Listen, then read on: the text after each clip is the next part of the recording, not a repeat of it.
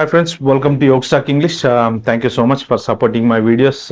If you are new to my channel, please subscribe. I know a lot of you people are watching, sending comments, liking my videos, but you are not subscribing. Please kindly subscribe and just give me a like if you like this video. In today's video, what I wanted to discuss is actually a lot of people are commenting in my other channel. At the same time, in this channel as well, as I make one video on H1B, if you already have an H1B, maybe you had this H1B stamped a year ago, you have applied in 2022, applied in 2023, there is a bit of a gap. Now you wanted to go to America. Is it worth going there? I have already spoken to few people since I started my YouTube channel with all these immigration issues. Actually, most of the people from America already on a H1B. Some people in India who are planning to go to H1B were keep calling me. From their experiences, I have gathered some information and I just wanted to share it with you. Is it worth going to America? If you wanted to go, whether you can take a risk or not, how do we take a calculated risk and how much is going to cost? So these are all we will discuss in this video. The first one is to take a risk or not. Can we take a risk? If you are on a job, for example, you are working in India, if you're working in Infosys or some other company, you have a job, you have to go and search for a job in America because most of them are going through a consultancies. There is no doubt about it. Everybody knows about it. If you have a job in Infosys or IBM or wherever it is, resign and go is worth or keep it and go is worth. Actually, what I would suggest, don't take a risk because the American job market is very bad. I've been receiving a lot of calls for the past 2 weeks, people who stand in America that they didn't have a proper job. The people who are already in America, they don't have a job. A lot of layoffs is going on at the moment. So that is the reason what I would suggest you is like, if you have a job, maybe you can request a manager. Like, I'll take a couple of months work from home or some other way that you make an arrangement or you take a long leave or make some arrangement with your manager or a company that at least you have your job once you landed in America, you don't get a job, you come back in here, so you're safe. That's one important thing. Don't take a risk by resigning your job. I've just spoken to somebody yesterday. He was working in Infosys. Apparently, he has resigned his job in January. He traveled to America in March, and now he did not find a job. He was struggling. He's missing family, spending money. He don't know what to do, and he was calling me and asking me for a suggestion. I said, like, if you want to go back, please go back. If you are unsure that when you are going to get a job, he was telling me that there is no job market. Not even a single phone call that he is receiving. So that is the state where we are. So if you have a job, don't resign and go to America. Next thing, let's say you already have an H1B 2-3 years back, and now you are planning to travel. And if your consultant asks you to prepare a employer letter and come to America, don't do that. I've been hearing these cases as well. Like consultant said, you prepare yourself, I'll sign it for you. That's really not worth, because in port of entry, there is so many serious things going on at the port of entry that people are deporting back with a barred stamp. If you are deported, it's fine, but if you get a barred stamp, you cannot go back to America. So don't risk it. And another one, someone else also called me and asking me about his consultant told him that tell port of entry officer, in case if they ask about your project and the gap that the project has been delayed. The project can't be delayed for 2.5 years, 3 years, right? If you have a H1B in 2022, you have stamping, everything is ready, now you want to travel. How can you justify that the project is delayed past 2.5 years? That's not the right answer. CBP officer is not going to buy that. Definitely, no way. Even if I am a CBP officer, I don't trust that. In a way, what you have to explain that the project is cancelled at the time of 2022 or 2023, whenever you have the H1B, that you are about to travel, but suddenly you receive an information from your company saying that your project is being put on a hold or completely paused. It's not delayed. Okay, so there is a big difference. Put on a hold, and now the project is started because the budget is allocated and they are now allocating the resources back into that particular project. And I have received a call from the company. I am now planning to go back. This is the excuse that you have to make it at the port of entry. Okay, so you cannot simply go back and say, oh, my project is delayed 2.5 years, and that is simply they know, most of CBP officers know that you are going there and looking for a job. H1B is not to look for a job. H1B is that you are traveling on a job. So that is the reason most of the deportations are happening, because they cannot justify at the port of entry that the gap between when you got the visa and now. Other important thing, how much money that you have to take it. Before I explain you this, how much it costs you every month if you are going to America and searching for a job. Maybe you spending time for a 6 months or a 3 months or maybe 1 year.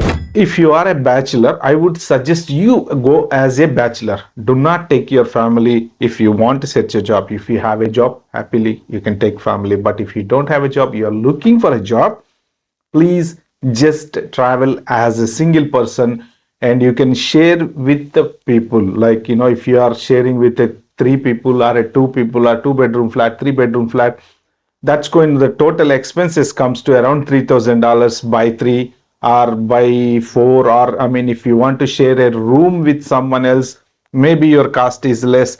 Some people who already got married, that they cannot stay with other person in the same room, they probably can't adjust because they need some independence and say they need some privacy. That is the reason they want to occupy a single whole room, but they can share food and other expenses with the bachelors. Overall, you can get up to 1,000, 1,200, like 1,200 to $1,500 expenses. Around $1,500 definitely it's going to happen, because you have to pay for a transport. I mean, if you have a car, is fine, but you can't, as soon as you land in America, you can't have a car, right? You have to depend on somebody for traveling. Obviously, if you want to get some vegetables, you have to go with someone. If you want to get some groceries, you have to find somebody who have a car. Otherwise, it's not easy in America to just go to the shop. There is no shop that you will find around the corner to your house. At least you have to travel 5 to 10 miles to find a shop and buy vegetables or buy anything, because all the shops is located in one particular place. As a bachelor, that is going to cost you at least 1,000 to $1,500. Put it as $1,500 if you want to live a privacy and have a proper peaceful life. If you are taking a family, that's definitely going to cost you $4,000 to $5,000. If you cannot spend a money for that amount, don't take the family. The next important thing that what you have to do is, as soon as you land in America, you must have to maintain your payroll.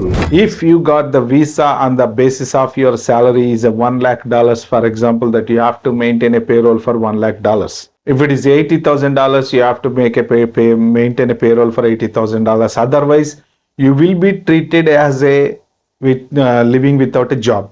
That means you are illegal. So you have 60 days period without a job. You can stay in America and look for a job. If you crossed that 60 days period, you can't stay. You have to go back to India. So that is the reason, as soon as you land in America, from the day one onwards, your consultant or employer or whoever XYZ have to maintain a payroll, and then you have to pay the taxes to them. So that taxes based on your salary, how much salary is going to run for you. You can request to minimize your salary to 50,000 or 60,000, for example, to save some tax money every month. But the problem is, in case if you find a job within 3 months, whether your consultant is going to give you the actual salary what he agreed, or he's going to give you 50,000 or 60,000, that's where you're going to be in trouble. If he agreed to pay $1 lakh after you getting a job properly, that's fine, no problem, that's perfectly fine. But because you already, for maintaining a payroll, you are taking very less salary. If we turn around and say, no, I'm not going to give you a full salary, I'm going to maintain the same payroll, then you will be in a trouble. So have a proper terms and conditions with your consultancy. Otherwise, you will be in a trouble. So that payroll is one part. Next one, to spend some time in America, 3 months, 4 months, as I said, $1,500, for example, right? So that amount actually it takes around 5 to 10 lakhs for 6 months, roughly. $1,500 per month is going to definitely cost you 1.5 lakh. It may not be exactly 1.5 lakh, 1,20,000, 1,30,000. That including your traveling and outside you going out, and if you are traveling, if you are going for an interview, all these expenses. Sometimes if you buy something, you have to buy a phone. All these expenses is going to cost you at least 10 lakhs for 6 months. What I would suggest you is, like, if you have the money in your account, then you take a risk, go and try for a job. Do not apply for a loans. Do not take money from friends or families as a credit. That's going to cost you a lot in terms of returning the money, and in terms of you may spoil your relation because of this reason. You never know, in case if you cannot return the money in time, the people, the people who lend you the money will come back and shout on your wife, shout on your parents, shout. There are so many things happening in the world that, if you cannot return the money in time, they can say whatever they wanted to say. We cannot take all those abusive words and the abuse. So that is the reason I would suggest, do not take too much credit and just spend it in your American dream. At the end, you will be in so many debts that you have to show that frustration on a family, frustration on the children, frustration on your parents, because you are in a lot of debts. You did not find a job. You lost a job in India. You can't find a job in America. That means people might be thinking that, what sort of person he is and why did he is taking a risk. That's one important thing. So my main advice in here is, please do not take credit. Do not get into too much debts. Don't use too many credit cards. I have spoken to a person yesterday. He told me that he was behind 1.5 years because he resigned his job. He got a lot of EMIs and he has so many debts. Now he has to go back, find a job, clear all the debts, and he has to plus from 1.5 year minus. That means roughly he is in 18 months minus. So calculate all these 18 months and he has to save money to get into plus. So do not take any credits from anyone. Don't try to sell your properties to settle down in America. American dream is almost over. There is no jobs in America. At least you have a property in India.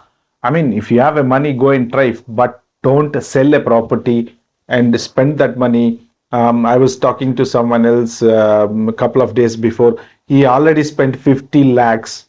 He taken all his family to America. He spent 50 lakhs. He did not have a job. He had a job for 3 months and then he lost his job and now he is looking for a job. And he is now trying to spend more money because I'm already in a debt. Who cares?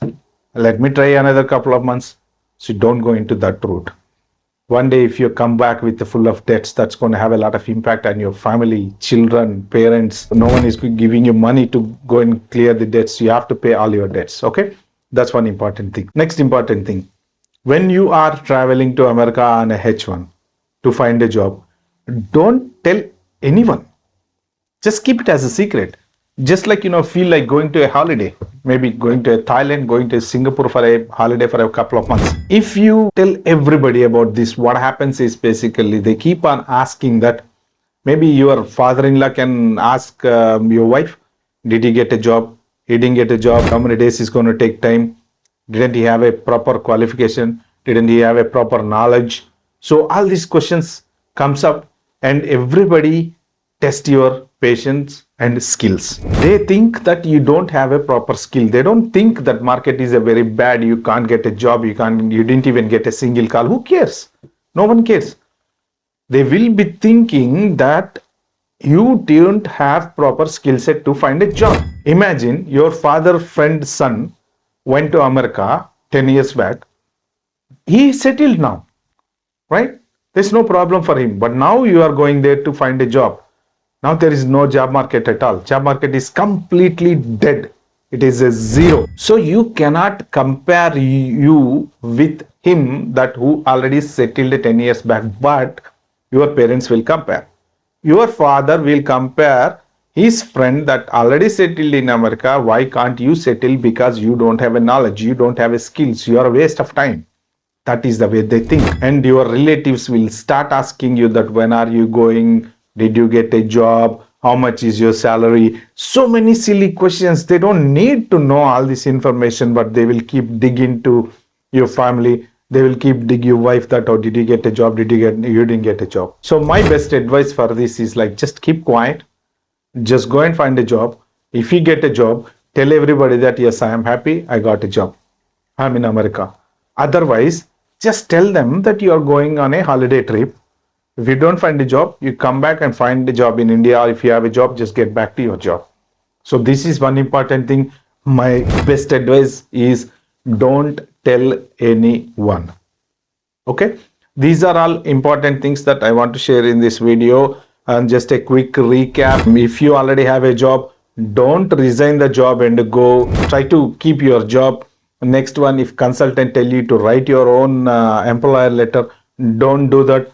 Ask him the proper employer letter, inform him, and before leaving India, tell him that I am landing. If there is any emails or anything come up, just please wait for me. CBP officer can ask you a question.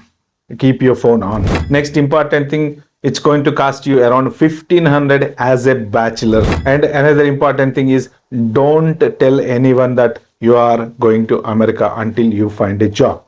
One last important thing that about a car, if anyone landing in America that finding hard to go to shops, or you need a car, so you can take an international license in America, but you have to check the state that you are going is allowing that international license to drive a car. With your license, you go to any nearest your wherever your license, there is an address in your license, right? Go to that particular RTA office and you request for an international license. There is a fee for it. Fill an application and give it to the RTA officer. They will call you to take a webcam photo and they will give you the international license after 1 week. With that international license, you can drive a car, but you have to think about it, that is a left hand drive. In India, we have a right hand drive. In America, it is a left hand drive. Don't just take a risk of driving a car directly having international driving license, though it is allowed, because insurance is going to cost you too much money. And don't spend too much money on buying a car. You better take some small car from your friends. If some people selling some time to time second-hand cars for $500 or $1,000, you just take a car from them and learn properly, then use your international driving license, drive, because you cannot put your life into trouble and someone else in life into trouble with that international license left hand driving you never drove before. Okay, that's about the car. Anything that if you have questions, please mention in a comment that I can help you with. And if you like this video, kindly like, share, subscribe to my channel. Thank you.